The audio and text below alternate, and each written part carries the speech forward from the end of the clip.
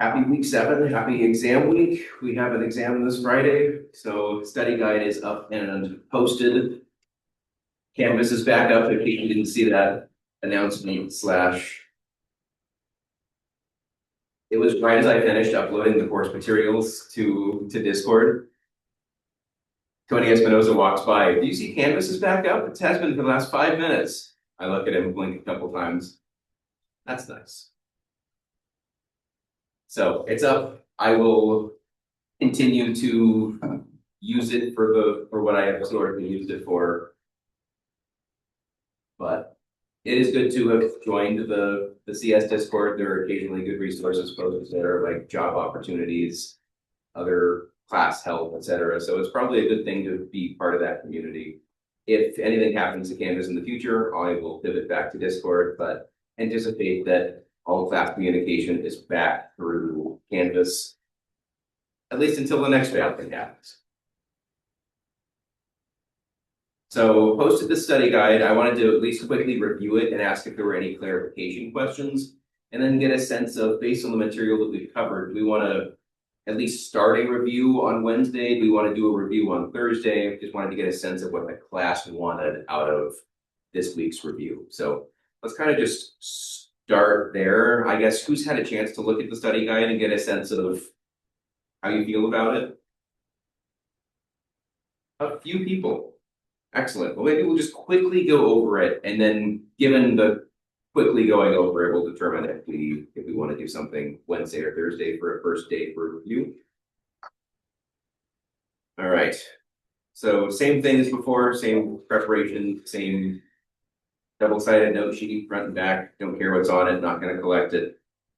I try to break these down by the slide decks that are associated with them. So we started after ABL going into dynamic programming. So that'll be the first thing that is on this exam. Topics from that. We talked a lot about top-down versus bottom-up approaches, how bottom-up matches naturally to iteration, and how top-down better focuses on the concept of recursion. Some problems make more sense when broken down top-down, some make more sense when broken down bottom-up. But dynamic programming is taking an approach that is top-down and storing sub-problems so that when we reach a problem that we've seen before, we can look it up rather than recalculate it. So know things like the differences between them. And then why does top-down map better to recursion, bottom-up better to iteration? How does that work and why? We talked about the steps of dynamic programming. I'm not going to have you memorize and regurgitate those because I hate that, but be able to know what those steps are so you can apply them to a problem that you haven't seen before. And from there, this is probably a very important point for what I will probably be throwing on the exam, be able to determine whether dynamic programming is a good approach given a problem that you haven't seen before. With this exam, I'm planning to do some kind of introduce you to some problems. To what extent will dynamic programming be a good approach to the problem? How would you break it down? Is it the best approach to the problem? Why or why not? Questions kind of like that. Then I'll do the same thing for greedy algorithms with possibly similar or the same problems.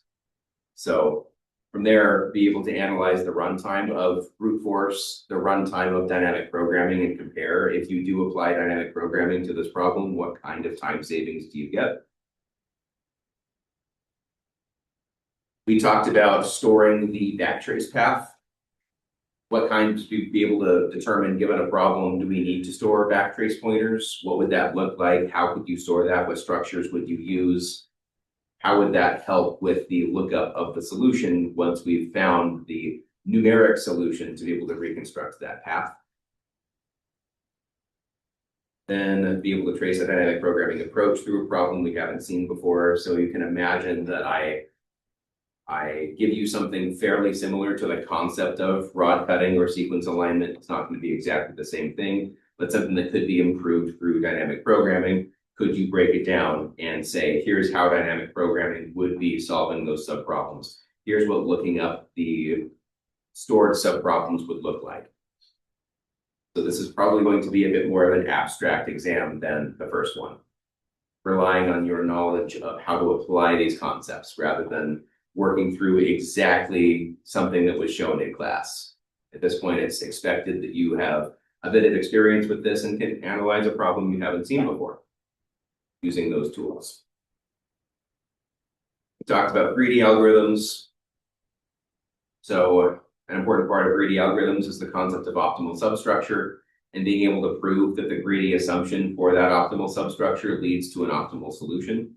So be able to break down a problem into its optimal substructure. It would be very similar to the scheduling problem that we looked at, being able to see what would a greedy solution to this problem look like. If we always take the meeting that finishes first or starts last, then that greedy assumption will allow us to find the optimal substructure, but be able to do something like that for a problem we haven't seen before.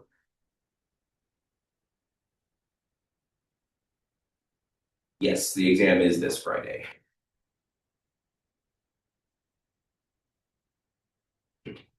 So the greedy assumption, does that greedy assumption create optimal substructure? I am anticipating throwing something on the exam that is similar to here's a problem we haven't seen before. Is dynamic programming the best solution? Is greedy the best solution? Why or why not? And be able to show what is the greedy assumption. Does that lead to optimal substructure?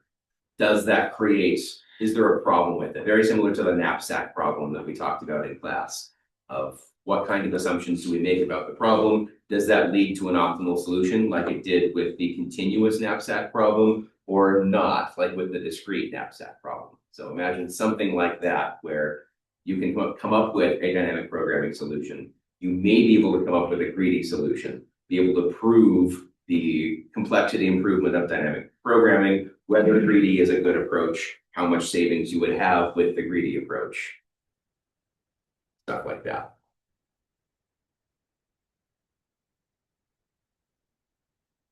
Then, yeah, greedy strategy to a new problem, justify from there why dynamic programming would be the best that we could do if the greedy assumption is violated.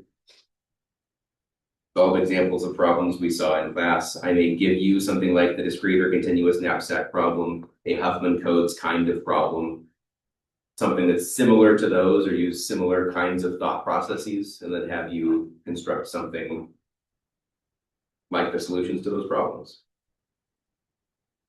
Then of the problems we saw in class, justify why they work. Why does the greedy assumption work for Huffman codes? Why does the greedy assumption work for the continuous knapsack problem, but not the discrete knapsack problem? We talked about graphs. So I'm not going to give you term-related questions. I'm not going to say what is a vertex, but I will expect you to be able to describe a graph-related problem using the appropriate terms. So if I'm having you analyze what kind of search would be best for this kind of graph with these kinds of constraints, then I would expect you to be using the terms vertex, edge, directed graph, etc. So again, not going to ask you these things directly, but you will want to know what they are in order to use them in your arguments. Lots of terms. We talked about how trees are related to graphs, so be able to discuss that in some detail. What is a tree, a graph? What assumptions do we make about graphs and order to have trees? How do we search graphs with depth first search, with breadth first search? We talked about iterative deepening as combining the benefits of depth first search and breadth first search. What was the detriment to using that, though? There was one thing we had to keep in mind while doing that. We've gone over a couple examples of Dijkstra's algorithm in class. So I will give you a graph you have not seen before and be able to trace how Dijkstra's solves that. Gives us the shortest path from one source to all destinations. We looked at the runtime of Dijkstra, so be able to analyze why Dijkstra's runs at the time that it does, and then be able to discuss the issues that Dijkstra's has on negative edge weight graphs, and then what was the solution to that? What could we do? Why does Bellman-Ford work there when Dijkstra's doesn't? I'm not going to have you trace Bellman-Ford because we haven't really done that in class, but we did it at a level deep enough with Dijkstra's that I may ask you to do that. So given a quick overview of everything here, are there any clarification questions about what I might ask how I might ask it, how should you prepare. Hopefully this helps you get a sense of whether starting a review on Wednesday or starting a review on Thursday makes more sense. Start at Wednesday. Agreement on that? Votes for starting things Wednesday? I can do what I did before, which is start things on Wednesday, and at the end of Wednesday, we can make a decision on whether it's worth continuing that for Thursday or whether we feel like we're super prepared. We'd just be staring at each other awkwardly on Thursday anyway. We'll figure that out then. But yeah, let's plan for Wednesday to be our first review day, and we will take the temperature from there to see how ready we are. Other questions or concerns about the study guide, about preparing for this exam?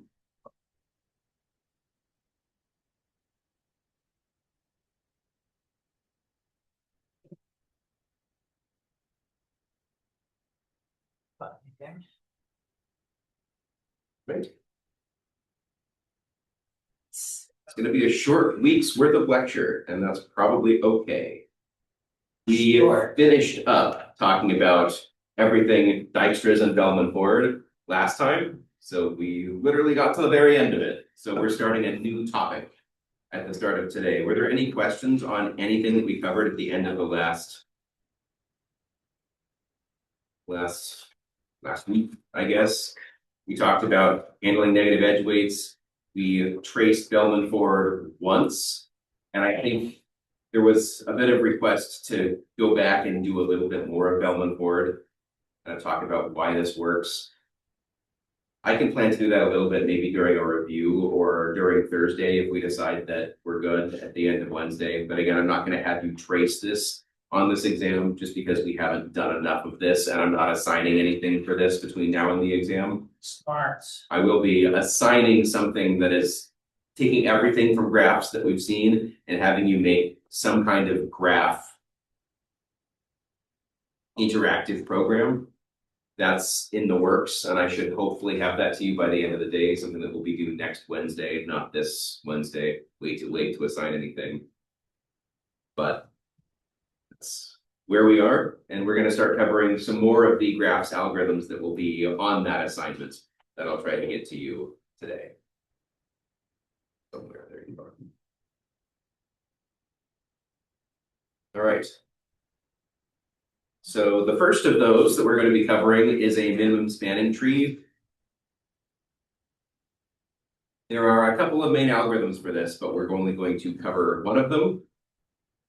But the reason we study minimum spanning trees is it's an important algorithm that tells us what is the shortest cumulative edge weight that we can use to connect every vertex to every other vertex. That's the question we're going to be answering, and the motivation for this, you can imagine you're designing an electronic circuit. There are several components, and we need to connect each component to every other component. We don't necessarily have to directly connect everything to everything, but everything must be connected to the system. We want to minimize the amount of wire to do this. What is the minimum amount of wire we need, given that these circuits are the components are in the same position?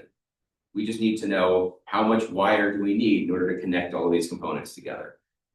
And we could, of course, model this with an undirected graph, where each edge is a potential amount of wire connecting each component to another component.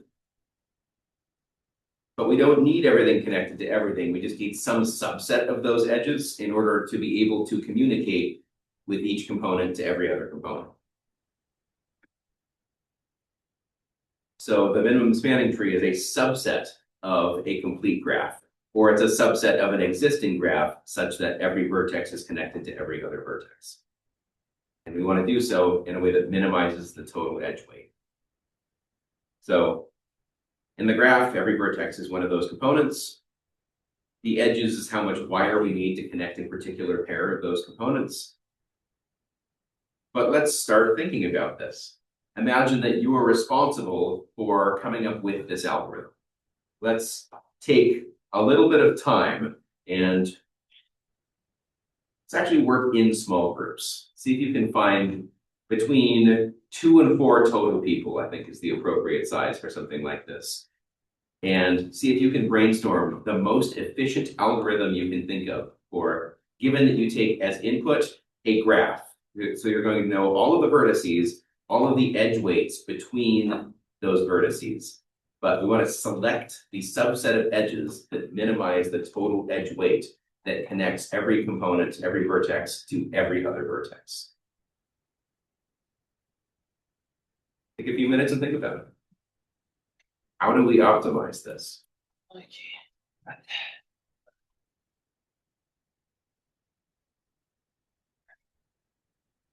So,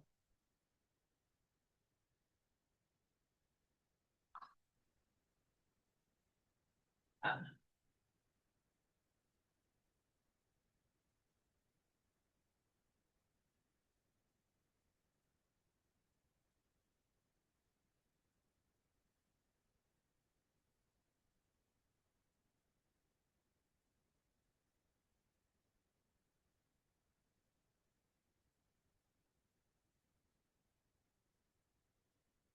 oh,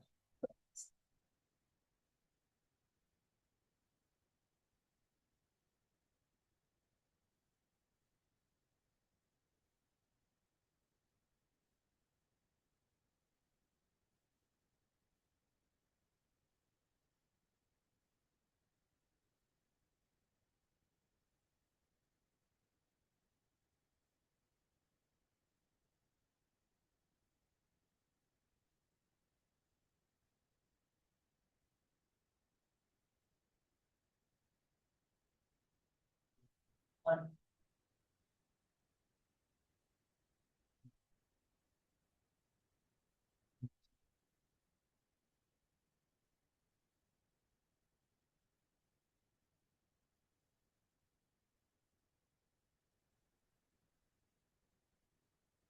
Let's get a lot of the secrets. It's different.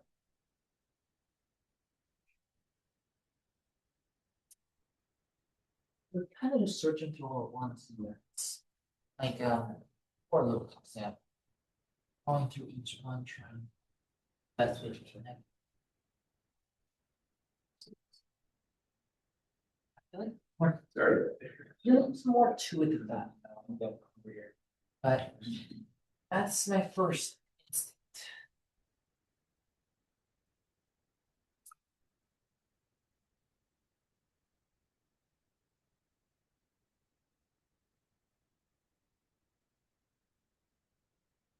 This question about assumptions is a really important one to consider. Something like, is the shortest edge in the graph going to be in the minimum spanning tree? Can we guarantee that? Could we guarantee that the longest edge is not going to be in the minimum spanning tree? Is that something that we could guarantee? Probably not.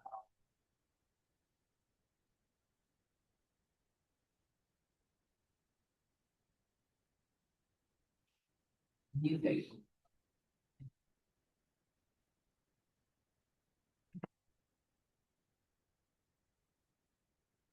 Good answer. Good answer. Is this an underlying problem that has a greedy solution? Is there a greedy choice we could make here that creates an optimal subproblem?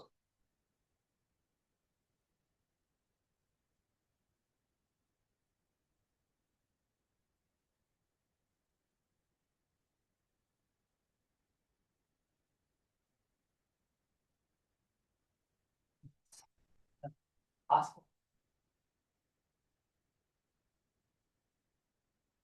Depends on the value though. But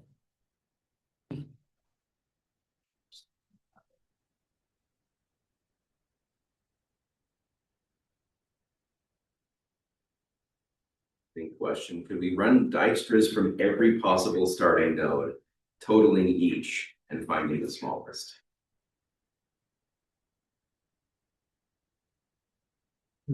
Could probably do that.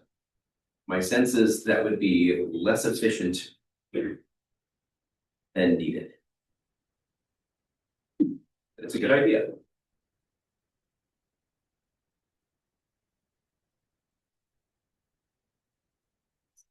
Yeah. Yeah. Is this starting from the start again? No, not necessarily. We can look at the graph as a whole and say we want to find the shortest possible way to connect every vertex. But since every vertex does need to be connected by something, does it make sense to start at a vertex? Does it make sense to start with the shortest possible edge? We know at least one edge into or out of each vertex must be part of this, which creates an interesting subproblem. Yeah, In that we could start at a vertex. Does it matter which vertex we start at? Maybe not, since everyone has to be connected to this minimum spanning tree anyway.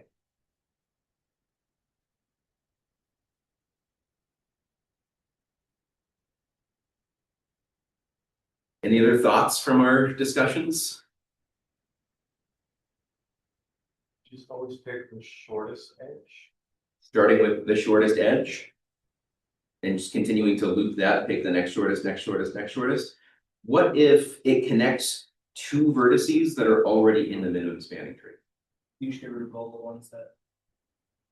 Yeah, so in that case, we could ignore that edge. We just want to add at least one vertex. What happens then if we create something like islands, where we have a subgraph that's all connected to itself, another subgraph that's all connected to itself? How do we connect those subgraphs? Yeah, that is an interesting subproblem. We're on the right track here. Yeah. We build. So what would a greedy algorithm look like? That's a point. Thought? I was just wondering if you could also do first. A merge sort of some kind. Yeah, It's like a, yeah, kind of recursively think about a smaller and smaller and smaller graph and then solve the sub problems of connecting those smaller subgraphs. That would be a good dynamic programming style solution. And if there weren't a greedy algorithm for this, that would be a very good way to consider. But there is a greedy solution. At least there are a couple. Yeah. My current thought process is from the starting vertex, just pick the shortest edge, and then from there store like what the that previously crossed upon vertices were. Yeah. Then just continue to do that until supposedly you should have visited all the nodes if you're visiting only edges that bring you to a new vertex. I think you basically have described the algorithm we're going to go over. Yeah, that's cool. So the greedy solution to this would look something like this. The idea is there's this concept of a safe edge.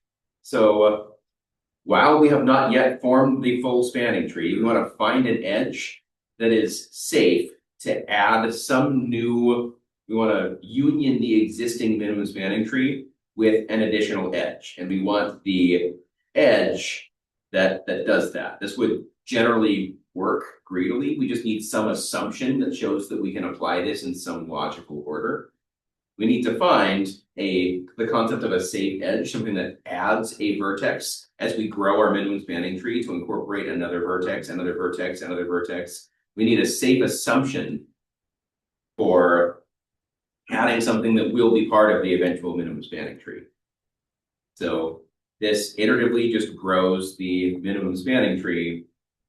We just want to be able to find a safe edge. So there are two approaches generally for this, two main algorithms that we study. We could either study crustals or prims. And since both run in the same asymptotic time, I find that prims is easier to understand than crustals. So we're just going to go over prims for the time being. As you find some interest in this and want to go explore the concept of crustals and how it relates to prims, you're welcome to do that. So since prims, in my experience, easier to understand, easier to implement, it makes more sense to go over especially first. So let's talk about it. Doesn't matter which vertex we start with. This was pointed out earlier as an interesting assumption that we can make. since every vertex must be connected to the minimum spanning tree, we're going to start with an arbitrary vertex. We're going to mark it as visited, meaning that it's now incorporated and part of the minimum spanning tree. From there, we go into a loop, and we're going to look at edges on the frontier, which means that it's connected to a visited vertex. The first time, we just take this arbitrary vertex that we pick, we look at all edges that are out of that vertex. And we want to find the one with the minimum edge weight. And then we're going to add the destination of that edge to our frontier. It's going to be, we're going to visit that, and we're going to add it to our list of visited nodes. Then everything that's an outgoing edge from that vertex will be added to our frontier, and we'll select the minimum edge that has not already been chosen and connects to a new unvisited vertex. If there's a tie, doesn't matter which one we pick. That's another thing we should probably prove, but it works. We mark the connecting edge as part of the minimum spanning tree, and we continue this process until there are no new vertices. Every single edge on the frontier goes back to a vertex that is already it's already visited. So there are no unvisited vertices left, which means we have now connected every vertex to every other vertex. When this terminates, we end up with a minimum spanning tree. Are there questions on this concept? Yeah. So, one of this, if it were to be like a directed graph or tree, you run into an issue where the algorithm could possibly go to one vertex that doesn't lead to another, but you've already visited all nodes that new vertex you just went had gone to. I think I understand what you're saying. The answer to that is you won't ever run into that situation. Okay. If you start with a vertex, then the way that I can imagine that happening is there's only one outgoing vertex, which if it's connected to the minimum spanning tree, we need to be able to get from each vertex to every other vertex, in which case that edge needs to be part of the minimum spanning tree anyway. Otherwise, it will pick the lesser of the two that are out there and bias connecting. Basically, every vertex needs some outgoing vertex to connect it to the rest of the graph. And no matter how many you have, if you pick the smallest one, then you're guaranteeing that there's a way out of that vertex in that way. Okay. Great question. So let's think about this in terms of the greedy property. This makes sense. We're always picking the edge that has the smallest edge weight on the frontier, connecting us to a new vertex. That is a greedy assumption that we are making.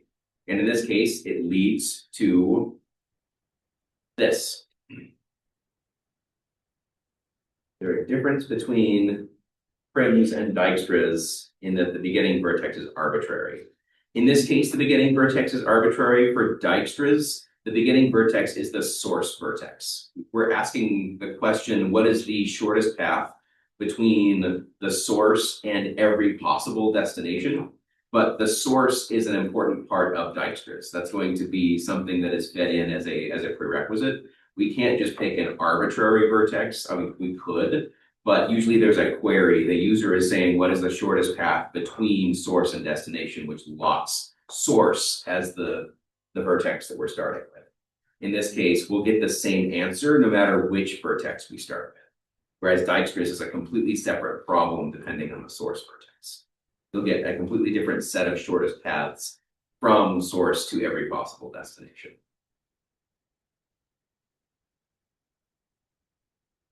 All right, you ready for an example?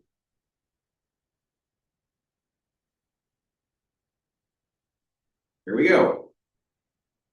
Starting at vertex A, I'll just zoom in on this, and let's see if we can run through prims here. We're picking our initial vertex to be A. It will not matter which initial vertex we pick, and we'll come back to this idea here in a bit to see why that didn't matter. That's very blurry. Yeah. Is a bit of distance. Vertical. I think it's still visible. We zoom out a little bit more. There we go. We'll start there. Can people see that? Should I zoom in some more? Slightly zoom in. All right, I'm going to annotate this. So what is the first edge that we add to this minimum spanning tree? We're starting at A. Yeah. So in this case, the frontier is every edge connecting A to other vertices. So the only possibilities are 4 and 8. 4 connecting to B, 8 connecting to H. So those are the only two options. There are edges in this graph that have lesser weight than that, but we're not going to consider them yet. So from here, we're going to say this is part of the minimum spanning tree. Or not. We're going to say this is part of the minimum spanning tree.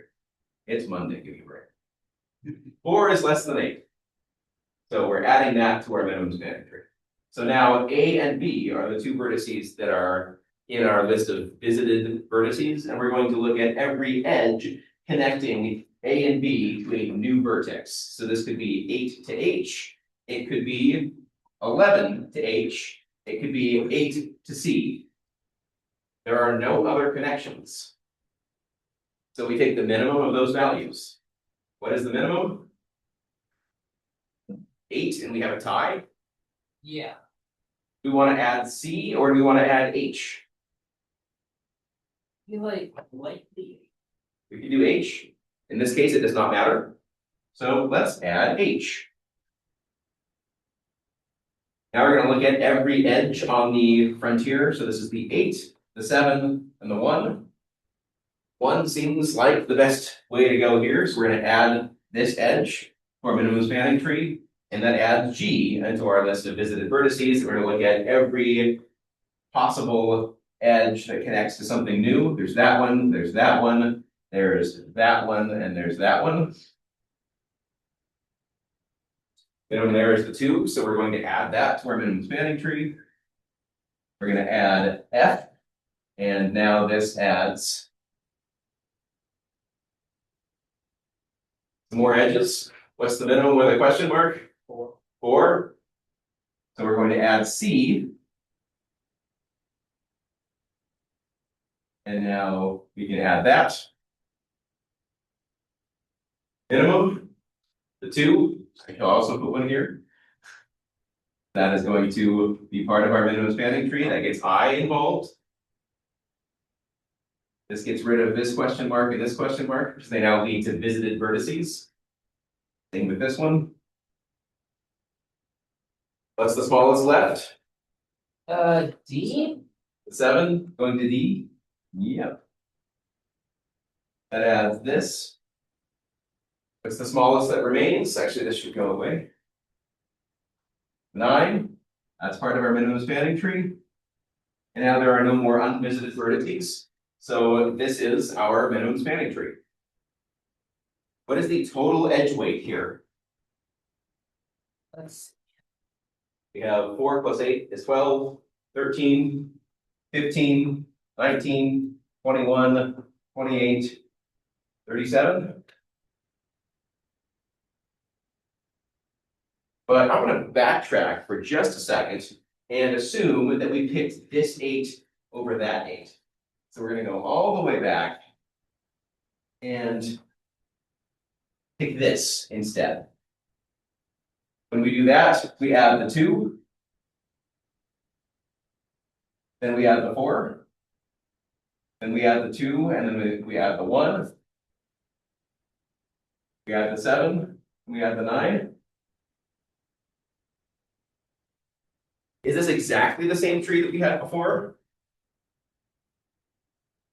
No, but it is, with the exception that we swapped this 8 for that 8. If we connect here instead of there, that's the only change. So in this case, as well as in the generic case, we'll find that when we have a tie like this, we really are just picking between 2 equal trees. They will be slightly different in the end, but they will have exactly the same score. In this case, we're just doing a substitution of 1 8 for another 8. We subtract 8 off the 37 and add 8 back on, we still get back to 37. So that's why we can intuitively break this arbitrarily.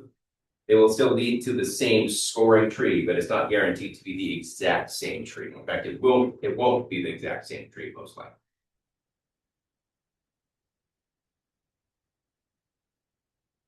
Questions on how prim works or any of these? Yeah. No, the question more so a comment. Yeah. My earlier, and now I see why that one resolved. I was assuming we were just looking at from most recently code. Gotcha. That makes sense. Yeah, we're looking at the entire frontier, all edges connected to vertices that we visited.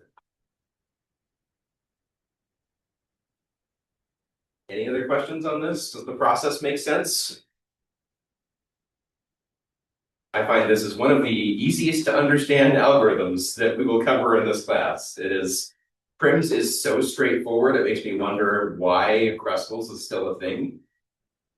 It's not actually that much more complicated, but there's this concept of islands and island joining. You're not going to be selecting this greedily. You're going to be adding the smallest edges and then eventually joining the subgraphs that you create. When you make small subgraphs, you're joining them together by a separate greedy assumption that the smallest edges are going to be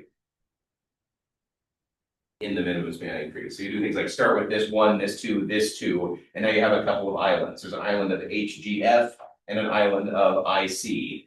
And as you do this, you can either add to an existing island or you can join islands together. And that's the basic overview of how crustals works. But it accomplishes exactly the same thing in exactly the same time. Just a different approach. But in terms of an implementation, I find that Prim's way easier, and crustals will probably teach you a little bit more.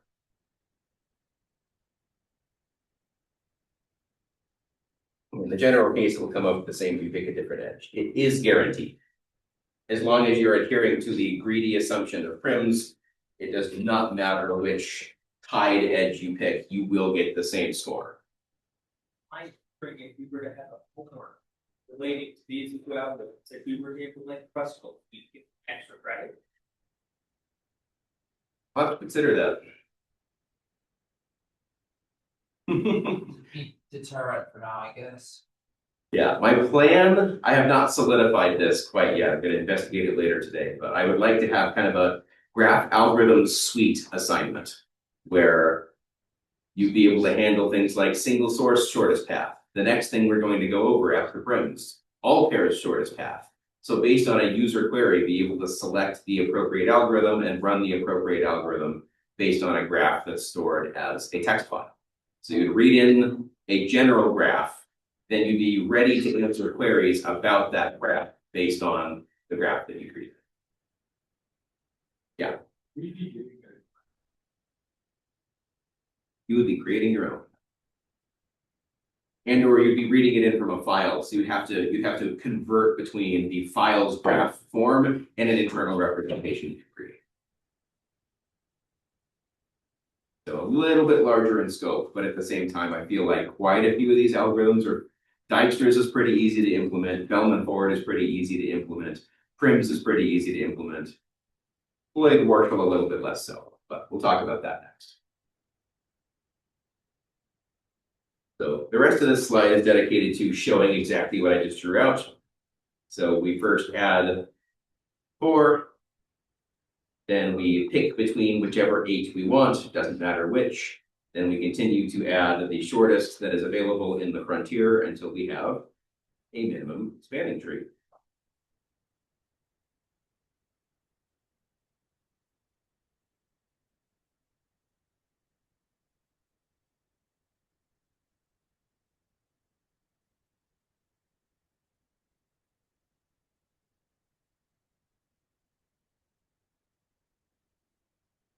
Let's analyze some runtime complexity. So What structure should we use to store the edges that are on the frontier? You will imagine that we start with a vertex, we add some edges to this frontier. What structure should we use? How are we storing this efficiently? Well, you noted that there's a greedy property in Prim's algorithm, so we're basically going through. I might be losing my train of thought, but I think we're going through like every single node in a. I have a right idea, but I'm not sure how to say it. Yeah, I see no reason currently not to just use an array. we could use an Yeah. array. As we add more edges to the frontier, what do we have to do to that array? Add to it? We would either have to dynamically resize it, but probably sort it. Because we need to know where the minimum edge weight is from what we connect. And as we saw in an example like this, we can absolutely, when we add a node to a frontier, add the edge to that is immediately the edge that's going to be chosen. So we can't just use a queue or something like this to store that. If we store it in an array, then we'd be adding it to the end of the array because it's complicated to add things in the middle of the array.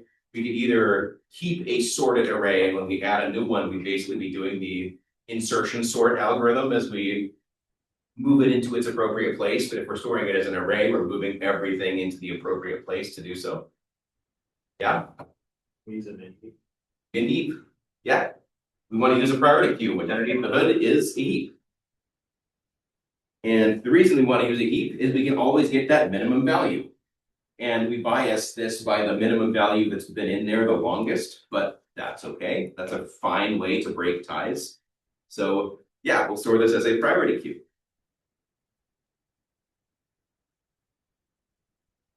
So now thinking about the underlying data as being in a priority queue where it's constant time access to get the smallest value, it's logarithmic time to insert, it's logarithmic time to remove something that is not the minimum value if you have a direct pointer to it.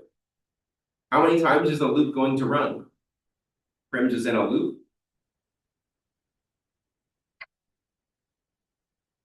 D times, we do it for each vertex. We're going to add, given the vertex that we started, we're going to analyze something D times. Yep. Answered this already, but how long does it take to extract the minimum from the priority queue? Constant. The minimum edge itself may be, so if it's constant, we're storing it as a min, then it's right there, but then we would need to, once we extract the minimum, we need to reheapify. So we can get the minimum in constant time, but then to prepare ourselves to get the next minimum, we would have a logarithmic time procedure to reorder the heap into a legal heap form. How long could it take us to figure out which vertices are adjacent to a visited vertex? So we add a new vertex to our list of visited vertices, and we want to go find every edge that we should add to the frontier.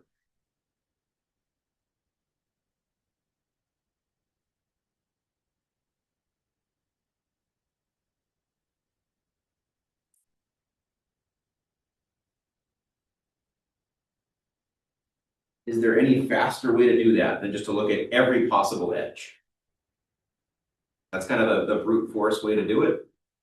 Is that we can look at every edge and say, are you connected from something, from some visited vertex to some unvisited vertex?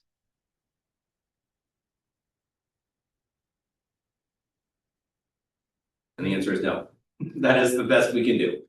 So brute force, query all edges. So we combine all of this together to figure out the total runtime of this algorithm.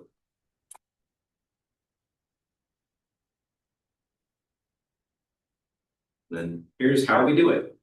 So the loop is going to run v times, and we need to extract the minimum edge each time we do that. That's going to be v log v. Sequentially from that, the second part of this loop that we're also doing We're going to be querying the number of vertices, E. And then we need to extract the minimum edge after we do that. That's also log V. So we end up with V log V plus E log V. When we have two terms like this, we're going to figure out which one dominates, which one is the higher order term. Since the worst case for E is that it is V squared, the dominating term here is E log V. So the entirety of prims runs in E log V, which is really not that bad. If instead of using a priority queue, we use a Fibonacci heap, and I haven't really gone into these because they're not crazy important, but we can get E plus V log V if we use a Fibonacci heap. It's going to store a little bit of where relations are within that heap so that we can save a little bit of time there. And it's not a massive, that's a pretty reasonably massive improvement. It goes down from what would be quadratic log V. So kind of V squared log V down to V squared. So it's a logarithmic number of times faster.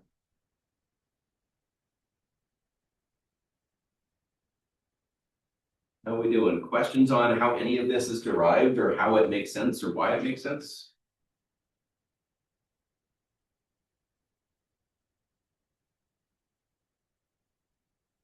Joe Thumbs, how do we feel about prims?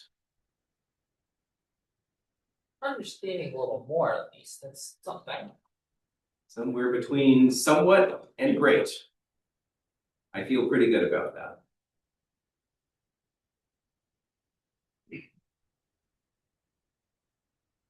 For this assignment, should we use a Fibonacci heap or would a regular priority queue be okay? Since we haven't really gone over a Fibonacci heap, I'm fine in this case implementing this with a regular heap. But if we'd like to research and implement things with a Fibonacci heap, I'll figure that out as I write up the assignment. But that's a pretty good question. If I expect people to implement things with a Fibonacci heap, I will go over it in class.